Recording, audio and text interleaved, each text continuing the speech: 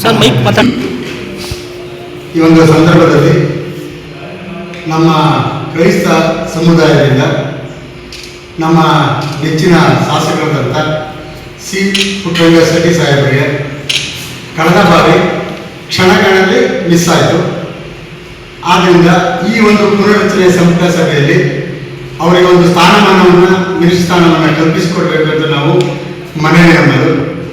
ಏನಂತಂದರೆ ಹಿಂದುಳಿದ ವರ್ಗದ ಪುಟ್ಟ ಅವರು ಏಕೈಕ ವ್ಯಕ್ತಿಯಾಗಿ ಅವರು ಹಿಂದುಳಿದ ವರ್ಗ ಚಾಮರಾಜನಗರ ಜಿಲ್ಲೆಯಲ್ಲಿ ನಮ್ಮ ಹಿಂದುಳಿದ ಸಮಾಜವನ್ನು ಕಡೆಗಣಿಸದೆ ಯಾವುದೇ ರೀತಿಯಲ್ಲಿ ಕಡೆಗಣಿಸದೆ ನಮ್ಮ ಎಲ್ಲ ಕಾರ್ಯಕ್ರಮಗಳಲ್ಲಿ ಅವರು ಸಕ್ರಿಯವಾಗಿ ಭಾಗವಹಿಸ್ತಾ ಇದ್ದಾರೆ ಸರ್. ಆದ್ದರಿಂದ ಈ ಒಂದು ಪುನರ್ರಚನೆ ಸಂಪುಟ ಸಭೆಯಲ್ಲಿ ಚಾಮರಾಜನಗರ ಗಡಿ ಜಿಲ್ಲೆಗೆ ಒಂದು ಮಿನಿಸ್ಟರ್ನ ಕೊಟ್ಟರೆ ಈ ಹಿಂದುಳಿದ ವರ್ಗದ ಎಲ್ಲ ಚಾಮರಾಜನಗರ ಜಿಲ್ಲೆಯ ಜನತೆಗೆ ಅನುಕೂಲ ಆಗುತ್ತೆ. ಅವರು ಒಳ್ಳೆಯ ಕೆಲಸ ಕಾರ್ಯಗಳನ್ನು ಈ ದಿನಗಳಲ್ಲಿ ಮಾಡ್ಕೊಂಡು ಬಂದಿದ್ದಾರೆ ಶಾಸಕರು. ಮುಂದಿನ ದಿನಗಳಲ್ಲಿ ಅವರಿಗೆ ಒಂದು ಸ್ಥಾನಮಾನ ಕಲ್ಪಿಸಿಕೊಟ್ರೆ ಇನ್ನೂ ಉತ್ತಮ ರೀತಿಯಲ್ಲಿ ಚಾಮರಾಜನಗರ ಜಿಲ್ಲೆಯ ಪಥದತ್ತ ಕೊಂಡೊಯ್ಯಲಿಕ್ಕೆ ಅವರು ಒಂದು ಮುಚ್ಚಳಿದ್ದಾರೆ. ಅವರಿಗೆ ನಾವು ಚಾಮರಾಜನಗರ ಕ್ರೈಸ್ತ ಸಮುದಾಯದ ಪರವಾಗಿ ಮತ್ತೊಮ್ಮೆ ನಾನು ಕೇಳ್ಕೊಳ್ಳೋದೇನಂತಂದರೆ ಅವರಿಗೆ ಮಿನಿಸ್ಟರ್ ಅದು ಕಲ್ಪಿಸ್ಕೊಡ್ಬೇಕು ಅಂತೇಳಿ ಮತ್ತು ಹೈಕಮಾಂಡು ಮತ್ತು ಜಿಲ್ಲಾಧಿಕಾರಿ ಅಂತೇಳಿ ನಾನು ರಾಜ್ಯ